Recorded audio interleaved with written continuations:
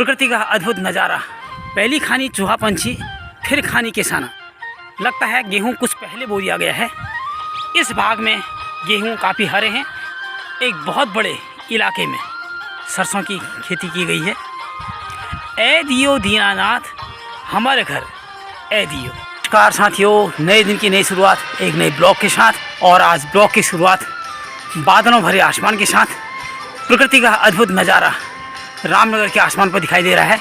विभिन्न परतों में लहरों के रूप में बादल आसमान पर दिखाई दे रहे हैं। मौसम विभाग की घोषणा के अनुसार आज और कल में पर्वतीय क्षेत्रों में बर्फबारी और बारिश हो सकती है। उसी का असर रामनगर में भी दिखाई दे रहा है। दूर हल्का हल्का कोहरा नज़र आ रहा है और भगवान सूर्यनारायण बादल की ओट में छुपे हुए हैं, बाहर झांकने की कोशिश करते हुए। पूरा आसमान एक बहुत खूबसूरत हल्के हल्के बादलों की परतों से ढका हुआ प्रकृति का अद्भुत नज़ारा इसे आप कह सकते हैं। इस प्रकार बादलों का जो पैटर्न है ये बहुत कम दिखाई देता है। साथियों, एक बार फिर से उत्तराखंड में ठंड लौट आई है। पिछले कुछ दिनों तक चमकदार धूप रहने के बाद आज सुबह से आसमान में घने बादल हैं और वातावरण में काफ़ी ठंडक है। और इसी बढ़ती हुई ठंड के बीच मैं आपको लेकर के आया हूँ एक बार फिर से ढेला के हरे भरे खेत खलिहानों में। एक बार फिर से अपना वो भूले बिसरे गीतों का जो कार्यक्रम था, जो कि पिछले कुछ दिनों से रुक गया था, मैं उसे दोबारा से शुरू कर रहा हूँ। और आज मैं आपके लिए लेकर के आया हूँ एक छोटा सा भजन। साथियों, ये एक ऐसा भजन है जिसे सामान्य रूप से किसी भजन कार्यक्रम में या मंदिर में नहीं गाया जाता है, बल्कि यह एक एकाकी प्रकार का भजन है जिसे गृहिणी तब गाती है जबकि वह सुबह ब्रह्म मुहूर्त में उठती है और अपने घर आंगन की सफाई करती है। गीत के बोल बहुत मीठे हैं, बहुत मधुर हैं और काफ़ी छोटा भजन है।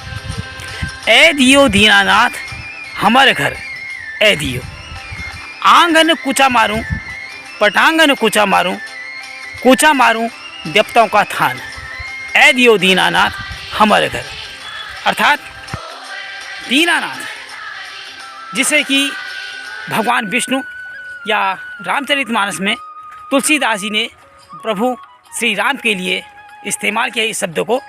ऐसा लगता है कि हमारे उत्तराखंड में, हमारे पहाड़ी क्षेत्रों में अमूमन दीनानाथ शब्द का इस्तेमाल नहीं होता है।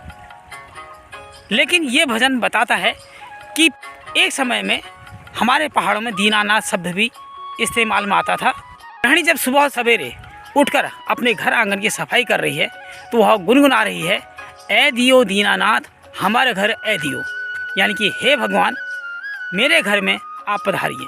आंगन कूचा मारूं यानी कि झाड़ू लगाना। मैं हे दीनानाथ मैं अपने आंगन में झाड़ू लगा रही हूँ, साफ कर रही हूँ, उसे बुहार रही हूँ, कृपया आप मेरे आंगन में पधारिए।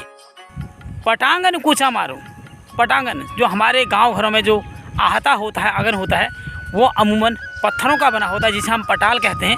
और पत्थरों से वो बना हुआ आंगन ही पटांगन कहलाता है, जिसे हम कुमाऊनी भाषा में खौव कहते हैं। यानी कि गृहिणी कह रही है, हे दीनानाथ हे भगवान मैं अपने पटांगन में खौव में झाड़ू लगा रही हूँ, उसे बुहार रही हूँ, कृपया मेरे पटांगन में पधारिए।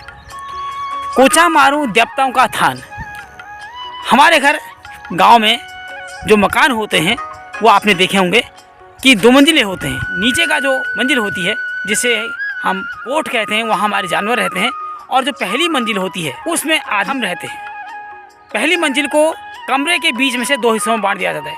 कहीं कहीं चीड़ के तख्तों से उसे विभाजित किया जाता है और कहीं कहीं जो हमारे राशन रखने के बर्तन होते हैं जिसे हम भकार कहते हैं, जो कि लकड़ियों के बने रहते हैं, उससे हम अपने उस कमरे को विभाजित करते हैं। जिस पोर्शन में हम बाहर से प्रवेश करते हैं वह तलखन कहलाता है और भीतर वाला पोर्शन मलखन कहलाता है। उस भीतर वाले पोर्शन में अमूमन हमारी रसोई होती है और साथ ही साथ एक कोने में हमारा थान होता है, यानी कि मंदिर, जिसमें हम अपने कुछ देवी देवताओं के मूर्तियों को रखते हैं। तो गृहिणी कह रही है, कूचा मारो देवताओं का थान, यानी कि मैं अपने देवताओं के थान को, मंदिर को साफ कर रही हूँ। हे दीनानाथ मेरे इस मंदिर में पधारिए। ए दियो दीनानाथ हमार घर, ए दियो दीनानाथ हमार घर, आंगन कुछ मारू पटांगन कुछ मारू, आंगन कुछ मारू पटांगन कुछ मारू, कुछ मारू देवतों का थान हमार घर, कुछ मारू देवतों का थान हमार घर, ए दियो दीना नाथ हमार घर, ए दियो। साथियों, ढेला के इन खेतों में लगता है गेहूं कुछ पहले बो दिया गया है। गेहूं पर चढ़ी हुई ये परिपक्वता, हल्का पीलापन, सुनहरापन आता हुआ दिख रहा है, जो कि ये बताता है कि यह गेहूं बहुत शीघ्र ही तैयार हो जाएगा। जबकि आसपास के दूसरे खेतों में अभी काफ़ी हरा है, कच्चा है। कई खेतों में तो अभी बालियाँ भी नहीं आई हैं, लेकिन इस भूभाग में आप देखें कि बालियाँ न सिर्फ आ चुकी हैं बल्कि काफ़ी परिपक्व भी नज़र आ रही हैं। और एक बहुत खूबसूरत नज़ारा आपके सामने मैं लेके आया हूँ।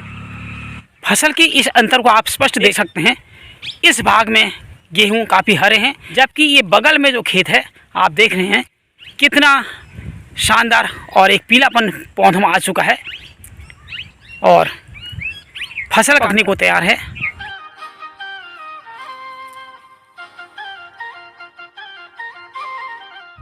सामने बिजली के तारों पर बैठा हुआ पक्षियों का एक बहुत बड़ा झुंड संभवतः इस इंतज़ार में है कि कब मौका मिले और वो गेहूं की बालियों से अपने हिस्से का अनाज ले सकें। हमारे पहाड़ों में एक किस्सा है, पहली खानी चूहा पंछी फिर खानी किसाना, अर्थात पहले चूहे और पंछी फसल में से अपना हिस्सा ले लेते हैं और उसके बाद जो कुछ भी फसल बचती है वह किसान के हिस्से में जाती है। वैसे तो अधिकांश खेतों में गेहूं और जौ बोई गई है, लेकिन ये एक ऐसा भाग है जहां दूर दूर तक आपको सरसों लहलहाती हुई दिख रही होगी। बहुत शानदार पीले रंग की एक चादर धरा ने ओढ़ ली है।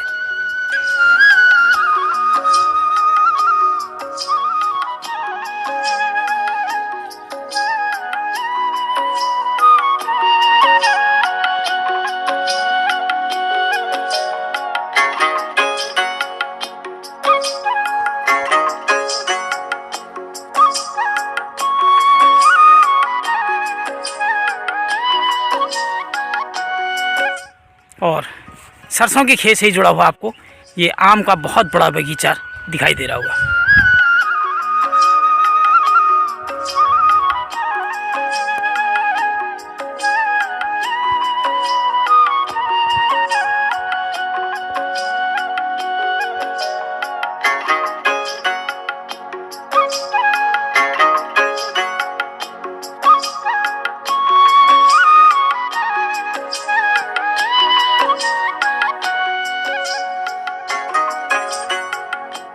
साथियों, आज का यह ब्लॉग आपको कैसा लगा? कृपया अपनी प्रतिक्रिया कमेंट सेक्शन में अवश्य दें। और अंत में एक वही पुराना निवेदन, अगर आपने अभी तक मेरा यह चैनल सब्सक्राइब नहीं किया है तो कृपया चैनल को सब्सक्राइब करें और मुझे सहयोग प्रदान करें। धन्यवाद।